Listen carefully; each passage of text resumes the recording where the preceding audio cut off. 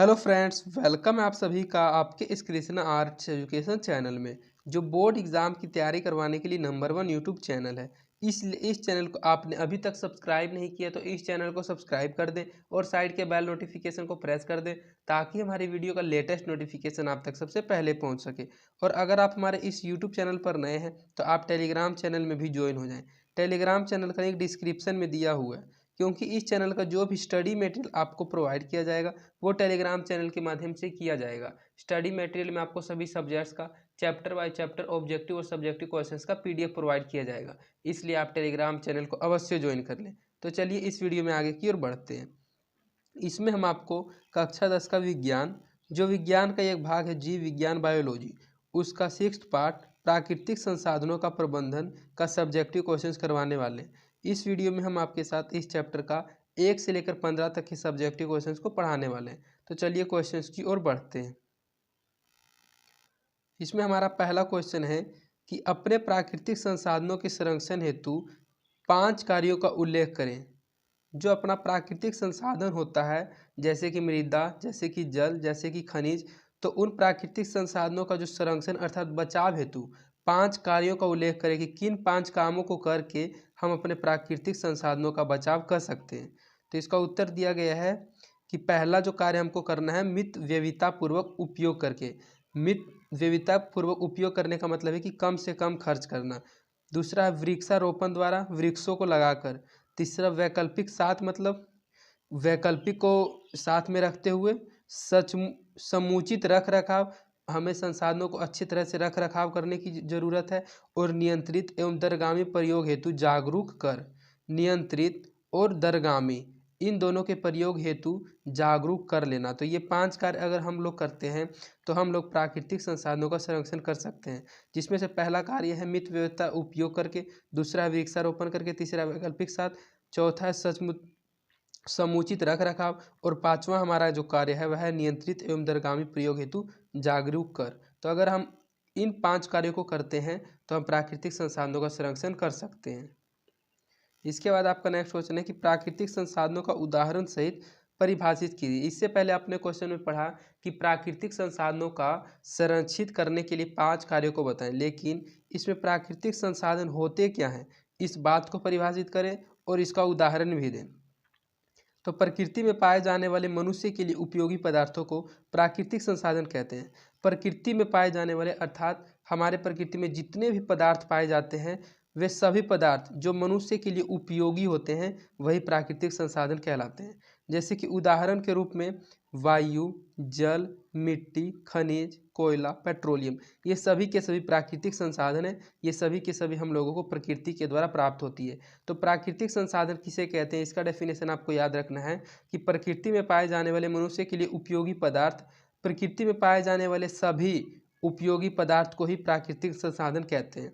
इसका उदाहरण आप आसानी से दे सकते हैं, जैसे कि वायु, जल, मिट्टी, खनिज, कोयला और पेट्रोलियम, ये सभी के सभी प्राकृतिक संसाधन हैं। प्राकृतिक संसाधनों को किस तरह सुरक्षित रखा जा सकता है। आपने फर्स्ट क्वेश्चन में पढ़ा था कि अगर हम लोग प्राकृतिक संसाधनों का रख रखाव अच्छे से करेंगे तो उसका बचाव किया जा सकता है। तो जो प्राकृतिक संसाधनों का रख रखाव अर्थात संरक्षित करना है, उसको सुरक्षित किस प्रकार रखा जा सकता है। तो प्राकृतिक संसाधनों का उपयोग कम से कम करके या उसके बदल किसी अन्य स्रोत पर निर्भर रह के प्राकृतिक संसाधनों को बचाया जा सकता है। अगर हम लोग प्राकृतिक संसाधनों का उपयोग थोड़ा कम से कम करें और उसके बदले किसी अन्य स्रोत पर भी निर्भर करके अपने प्राकृतिक संसाधनों को बचा सकते हैं। कृत्रिम संसाधनों को बढ़ावा देकर भी हम संसाधनों की सुरक्षा कर सकते हैं।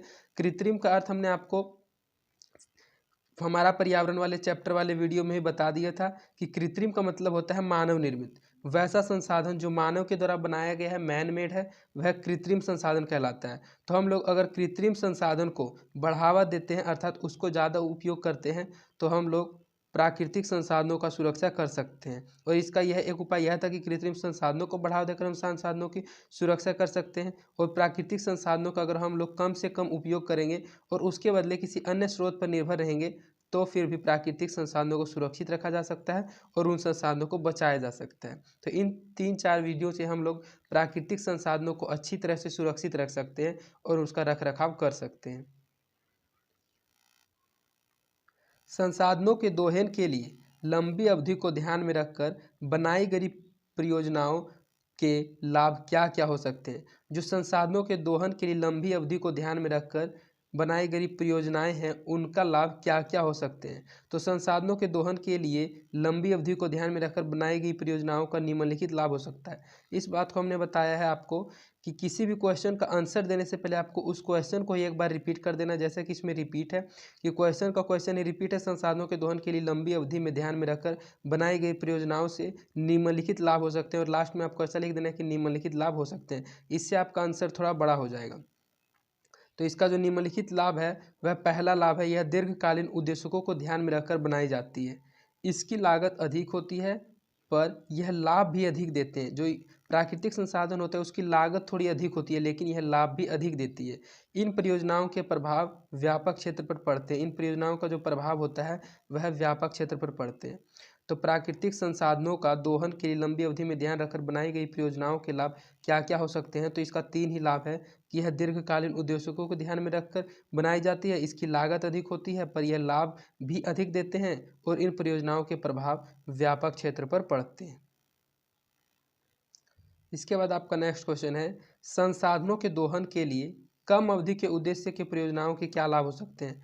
आपने 4th नंबर क्वेश्चन में पढ़ा कि संसाधनों के दोहन के लिए अधिक अवधि अर्थात लंबे अवधि के उद्देश्य से परियोजनाओं का क्या लाभ हो सकता है, लेकिन इसमें कम अवधि अर्थात कम समय के उद्देश्य से अगर हम लोग संसाधन का दोहन करते हैं तो उस परियोजना से हम लोगों को क्या लाभ होता है। तो संसाधनों के दोहन के लिए कम अवधि के उद्देश्य की परियोजना से निम्नलिखित लाभ हो सकते हैं, जिसमें कि पहला लाभ है संसाधनों पर कम दबाव तथा पर्यावरण की न्यूनतम क्षति। इससे संसाधनों पर कम दबाव पड़ेगा और जो पर्यावरण की क्षति होगी अर्थात पर्यावरण को बिल्कुल कम हानि होगी। संसाधनों के पुनः पूर्ण के लिए पर्याप्त समय मिल जाएगा और प्रभाव को कम करने एवं पर्यावरण को सुधारने में भी सुविधा प्राप्त होगी। तो ये जो 3 पॉइंट थे, ये तीनों के तीनों पॉइंट संसाधन के दोहन के लिए कम अवधि के उद्देश्य से परियोजना के लाभ हो सकते हैं। और इससे पहले क्वेश्चन में जो आपने 3 पॉइंट पढ़ा वह था संसाधनों के लंबी अवधि के उद्देश्य से परियोजनाओं में क्या लाभ हो सकते हैं। तो लंबी अवधि और कम अवधि इन दोनों के आंसर में आपको ध्यान रखना है, इनमें कंफ्यूज नहीं होना है। नाभिकीय ऊर्जा किसे कहते हैं। आपने नाभिकीय ऊर्जा के बारे में पढ़ा होगा। तो नाभिकीय ऊर्जा किसे कहते हैं। यूरेनियम भारी द्रव्यमान पर निम्न ऊर्जा न्यूट्रॉन से बमबारी की जाती है।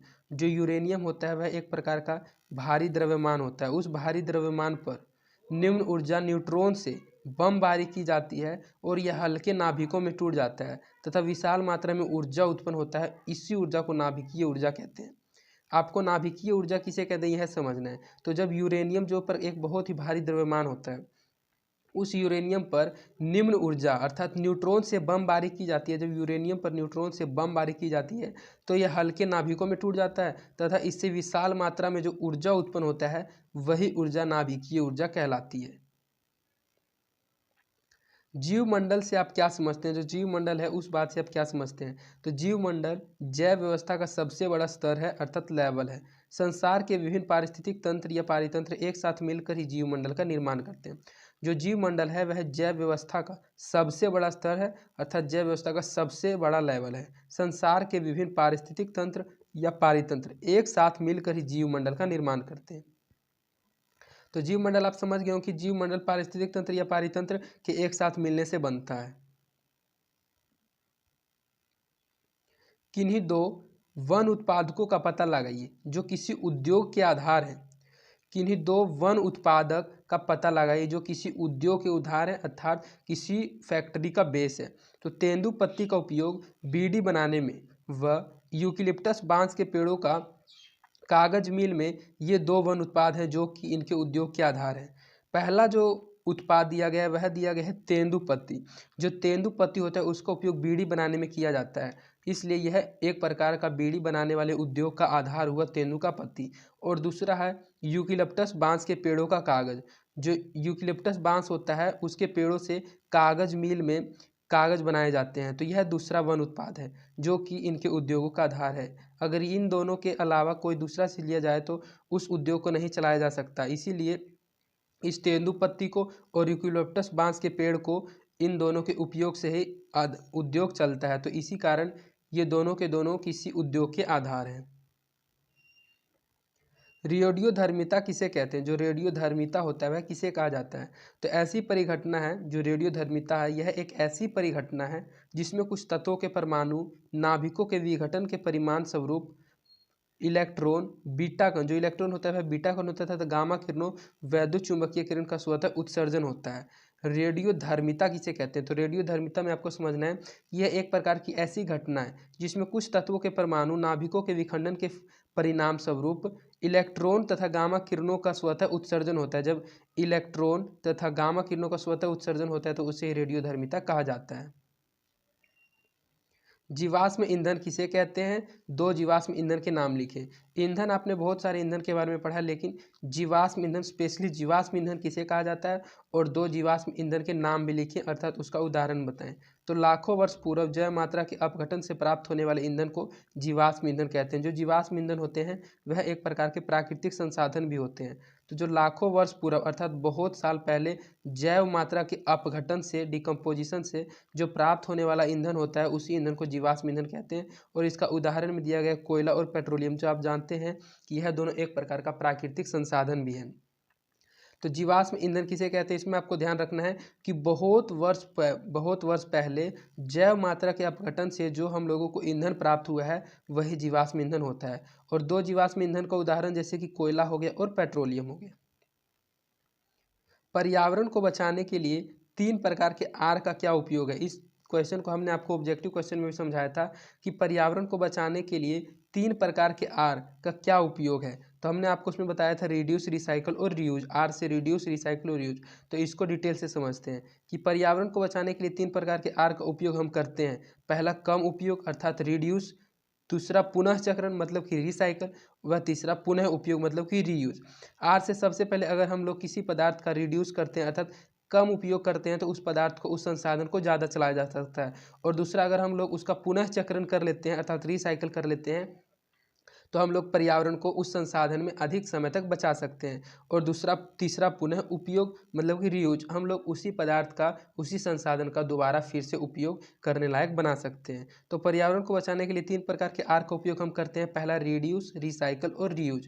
रिड्यूस, रिसाइकल, रीयूज, इसको आपको ध्यान में रखना ही है, ऑब्जेक्टिव क्वेश्चन में बहुत बार पूछा जाता है। मानव के किन क्रियाकलापों ने गंगा को प्रदूषित किया है? आप लोग जानते होंगे कि भारत की सबसे पवित्र नदी गंगा नदी है, जिस नदी की लंबाई लगभग 2500 किलोमीटर है। अब हमने आपको ऑब्जेक्टिव क्वेश्चन में पढ़ाया था, यह बहुत बारी सोशल साइंस तथा साइंस में भी पूछा जाता है कि गंगा नदी की लंबाई लगभग कितनी है। तो हम आपको बता दें कि गंगा नदी की लंबाई लगभग 2500 किलोमीटर है। तो इस नदी की लंबाई लगभग 2500 किलोमीटर है। लेकिन इस क्वेश्चन में पूछा जा रहा है कि मानव की किन क्रियाकलापों ने, अर्थात मानव के किन किन कार्यों ने गंगा नदी को प्रदूषित करके रखा है। तो जो पहला कार्य है, सभी कार्यों को एक क्वेश्चन में ही, एक ही आंसर में बता दिया गया है कि नहाना, कपड़े धोना, मृत व्यक्तियों की राख व शवों को बहाना, उद्योगों द्वारा उत्पन्न रासायनिक उत्सर्जन आदि मानव की क्रियाकलाप है जिनसे गंगा अर्थात गंगा नदी प्रदूषित हो गई है। पहला नहाना, जब हम लोग नहाते हैं अर्थात नहाते और कपड़े धोते हैं उससे गंगा नदी प्रदूषित होती है। और मृत व्यक्तियों की राख अर्थात मृत व्यक्तियों की अस्थि एवं शवों को उसमें बहा देना। और जो सबसे बड़ा इसका जो कारण है वह उद्योगों द्वारा उत्पन्न रासायनिक उत्सर्जन आदि मानव की ऐसे ऐसे क्रियाकलाप है जिनसे गंगा नदी प्रदूषित हो गई है। इन सभी क्वेश्चन के आंसर आप अपने माइंड के लैंग्वेज के अनुसार भी लिख सकते हैं। इसके बाद आपका नेक्स्ट क्वेश्चन है, ग्रीन हाउस से हमारे ऊपर क्या असर पड़ेगा? जो ग्रीन हाउस है उस ग्रीन हाउस प्रभाव से हमारे ऊपर क्या असर पड़ेगा? तो इसके जो असर दिए गए हैं पॉइंट बाय पॉइंट आपको समझना है कि इसका जो पहला असर होगा, अत्यधिक ग्रीन हाउस प्रभाव होने से पृथ्वी की सतह तथा उसके वायुमंडल का ताप बहुत अधिक बढ़ जाएगा। वायुमंडल का ताप अत्यधिक बढ़ जाने से मानव तथा जंतुओं का जीवन कष्टदायक हो जाएगा तथा पेड़ पौधों के स्वास्थ्य पर भी बुरा प्रभाव पड़ेगा। जो ग्रीन हाउस प्रभाव है अगर वह अत्यधिक हो जाएगा तो पृथ्वी की सतह तथा उसके वायुमंडल पर ताप बहुत अधिक बढ़ जाएगा। वायुमंडल का ताप अत्यधिक बढ़ जाने से मानव तथा जंतु का जीवन कष्टदायक हो जाएगा और पेड़ पौधों के स्वास्थ्य पर भी बुरा प्रभाव पड़ेगा। और वायुमंडल का ताप अगर अत्यधिक हो जाएगा तो अत्यधिक बढ़ने से पर्वतों की बर्फ शीघ्रता से पिघल जाएगी, जिससे कि नदियों में बाढ़ आ सकती है तथा जान माल की भी हानि हो सकती है। जो पर्वत होते हैं, बर्फ वाला पर्वत होता है जैसे कि हिमालय, अगर वायुमंडल का ताप अत्यधिक बढ़ जाएगा तो वह पर्वतों का जो बर्फ होगा वह पिघल जाएगा और पिघलने से नदियों में बाढ़ आ सकती है तथा जान माल की भी हानि हो सकती है। कार्बन डाइऑक्साइड के अणु अवरक्त विकिरणों का शोषण कर सकते हैं। जो कार्बन डाइऑक्साइड के अणु है वे लोग अवरक्त विकिरणों का भी शोषण कर सकते हैं। वायुमंडल में CO2 की परत अवरक्त मिश्रण का अवशोषण कर लेती है तथा उन्हें पृथ्वी के पर्यावरण से नहीं जाने देती। फलस्वरूप वायुमंडल का ताप बढ़ जाता है। जब CO2 की परत अवरक्त मिश्रण का अवशोषण कर लेती है तो उन्हें पृथ्वी से पर्यावरण नहीं जाने देती और इसी कारण जो वायुमंडल का ताप होता है भाई बढ़ जाता है। तो ये ग्रीन हाउस प्रभाव से आप समझ गए हो कि ग्रीन हाउस प्रभाव अगर हम लोगों पर पड़ गया तो उससे क्या क्या असर पड़ेगा। तो पहला असर जो पड़ेगा कि वायुमंडल का ताप अत्यधिक बढ़ जाएगा। उस ताप के बढ़ने से बर्फ़ पिघल कर पर्वतों का बर्फ़ पिघल कर नदियाँ में बाढ़ आ सकती है जिससे जान माल की हानि हो सकती है। और अगर वह अत्यधिक बढ़ जाता है तो वायुमंडल का ताप अत्यधिक बढ़ जाने से मानव तथा जंतुओं का जीवन भी कष्टदायक होगा और पेड़ पौधों के स्वास्थ्य पर भी बुरा प्रभाव पड़ेगा। पर्यावरण को बचाने का मुख्य उपाय क्या है? पर्यावरण के बारे में आप शुरू से पढ़ते आ रहे हैं, लेकिन पर्यावरण को बचाने का जो सबसे मुख्य उपाय है वह क्या है? तो पर्यावरण को बचाने के लिए मुख्य उपयोग है अर्थात मुख्य उपाय है, पहला वृक्षारोपण, दूसरा CNG, धुआं रहित चिमनी इत्यादि। सबसे पहले हम लोगों को पेट्रोल और डीजल के अलावा CNG का उपयोग करना चाहिए अर्थात कंप्रेस्ड नेचुरल गैस का उपयोग करना चाहिए। इस गैस से पर्यावरण में किसी प्रकार की कोई प्रदूषण नहीं होती। अगर आप इस गैस को यूज करके किसी वाहन को चलाते हैं तो इस गैस के यूज करके वाहन से चलाने से पर्यावरण प्रदूषित नहीं होती है। दूसरा वृक्षारोपण, अगर आप अधिक से अधिक पेड़ को लगाते हैं तो पर्यावरण में प्रदूषण बहुत ही कम होगा। तीसरा धुआं रहित चिमनी, अगर वैसा चिमनी जो धुआं ना देता हो अगर आप वैसे चिमनी को बनाएं तो उस चिमनी के जरिए आपका उद्योग भी चलता रहेगा और पर्यावरण भी प्रदूषित नहीं होगी। इससे प्रदूषित हवा, पानी में मिट्टी को नियंत्रित किया जा सकता है। यह जो पर्यावरण बचाने का मुख्य उपाय है, पहला उपाय है वृक्षारोपण, CNG का उपयोग एवं धुआं रहित चिमनी इत्यादि। इससे प्रदूषित हवा, पानी एवं मिट्टी को भी नियंत्रित किया जा सकता है। इसके बाद आपका इस वीडियो का लास्ट क्वेश्चन है कि जीवाश्म ईंधन जैसे संसाधनों के विवेकपूर्ण उपयोग की आवश्यकता क्या है? जीवाश्म ईंधन क्या है? हमने आपको इससे पहले वाले एक क्वेश्चन में पढ़ा दिया है कि जब जैव घटक अपघटित होकर, बहुत साल पहले जैव घटक अपघटित होकर जिस ईंधन का उपयोग निर्माण करते हैं वही ईंधन जीवाश्म ईंधन कहलाता है। तो जीवाश्म ईंधन जैसे संसाधनों के विवेकपूर्ण उपयोग की आवश्यकता क्यों है? जो इस प्रकार के ईंधन है, इन प्रकार के ईंधनों को अर्थात संसाधनों को बहुत ही चालाकी से, बहुत ही विवेकपूर्ण से उपयोग करने की आवश्यकता क्यों है? तो जीवाश्म ईंधन जैसे संसाधनों के विवेकपूर्ण उपयोग करने की आवश्यकता है क्योंकि इनकी जो मात्रा है वह मात्रा सीमित है और इनके दहन से पर्यावरण प्रदूषित होता है। जो जीवाश्म ईंधन होता है, अगर आप इन प्रकार की जीवाश्म ईंधन अर्थात कोयला और पेट्रोलियम को जलाते हैं तो उनके जलने से पर्यावरण प्रदूषित होता है और इसलिए, और दूसरा बात है कि इसकी जो मात्रा है वह भी सीमित होती है, यह अधिक मात्रा में नहीं होती है, यह समाप्त हो सकती है। इसलिए जीवाश्म ईंधन जैसे संसाधनों को बहुत ही चालाकी से, बहुत ही विवेकपूर्ण से उपयोग करने की आवश्यकता है। तो इस प्रकार आप इस वीडियो में इस चैप्टर का 15 सब्जेक्टिव क्वेश्चन समझ गए होंगे जो एग्जाम के दृष्टिकोण से बहुत ही इंपॉर्टेंट क्वेश्चंस थे। और अगर आपको ये क्वेश्चंस एक बारी में समझ नहीं आए तो आप इन क्वेश्चंस को एक बार फिर से रिपीट कर लीजिएगा, क्योंकि अगर आप इन क्वेश्चंस को अच्छे से रिपीट कर लेते हैं तो इनका आंसर आपके माइंड में सेट हो जाएगा और ये क्वेश्चंस अगर एग्जाम में आ गया तो आप अपने माइंड के अनुसार भी इनका आंसर लिख के आ सकते हैं। और अगर आपको हमारी वीडियोस पसंद आती है तो आप अपने दोस्तों के बीच भी इन वीडियोस को जरूर शेयर करें और आप हमारे वीडियोस को लाइक भी जरूर करें, इससे हमारा मोटिवेशन बना हुआ रहता है। और आप अपना फीडबैक कमेंट के माध्यम से भी हम तक पहुंचा सकते हैं। तो आज के लिए इतना ही, धन्यवाद।